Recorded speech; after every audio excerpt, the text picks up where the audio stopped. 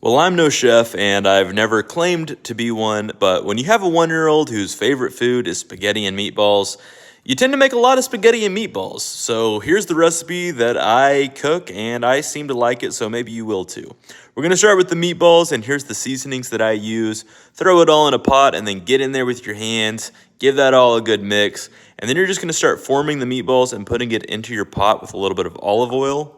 And our goal here is to just get a little bit of color on these meatballs. We are not trying to cook them all the way through.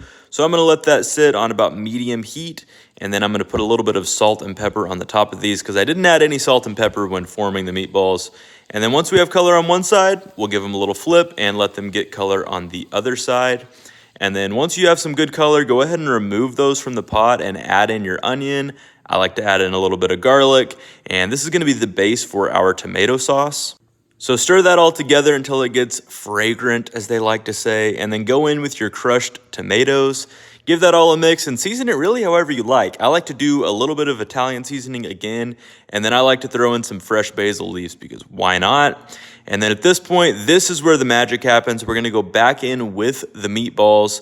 So we're gonna put them in, and then we're gonna end up covering this pot, putting it over, I don't know, maybe medium low. We're really just looking for a little simmer. And that's gonna cook the meatballs through.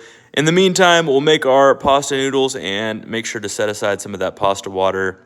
Once the meatballs are fully cooked after about, I'd say 30 minutes or so, go ahead and remove them from the pot.